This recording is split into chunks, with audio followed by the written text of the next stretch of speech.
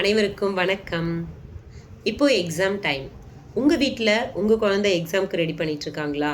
அவங்கள நினச்சி நீங்கள் ஸ்ட்ரெஸ்ஸாக இருக்கீங்களா? இந்த ஸ்ட்ரெஸ்ஸை இப்போவே ரிலீஸ் பண்ண போகிறோம். ஓகே, ஸோ உங்களோட ஹார்ட்டில் கை வச்சுக்கோங்க. நான் சொல்கிறத என் கூட சேர்ந்து ரிப்பீட் பண்ணுங்கள். ஓகேவா? Take deep breath.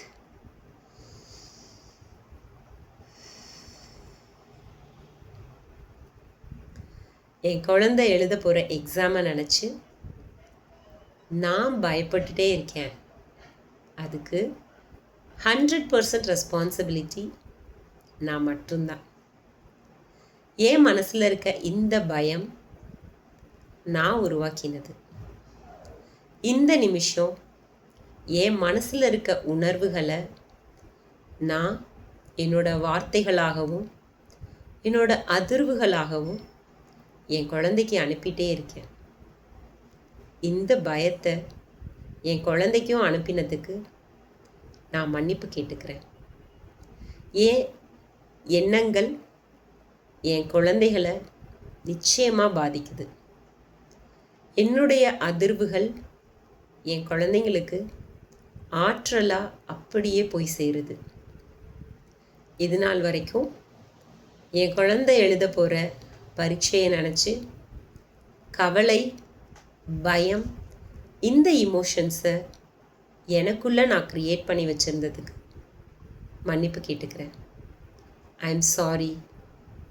இந்த இமோஷன்ஸை என் குழந்தைக்கும் அனுப்பினதுக்கு நான் மன்னிப்பு கேட்டுக்கிறேன். I am so sorry. Please forgive me. But இந்த நிமிஷம் என்னோட இமோஷன்ஸை நான் ரியலைஸ் பண்ணிட்டேன். Thank you so much for this moment. எனக்குள்ளே இருக்க அதிர்வுகளை மாற்றக்கூடிய சக்தி எனக்கு மட்டும்தான் இருக்குது. அதுக்காக நான் எனக்கு நன்றி சொல்லிக்கிறேன். என் குழந்தை எக்ஸாம்ஸ் எழுத போகிறாங்க. அவங்க எப்படி எழுதினாலும் I accept it. I love my kid as the way he or she is.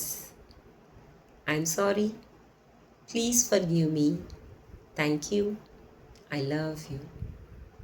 I'm happy and confident. I believe on you, dear. I love you. Okay, take deep breath.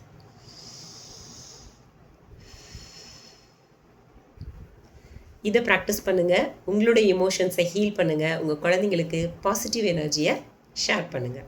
Thank you.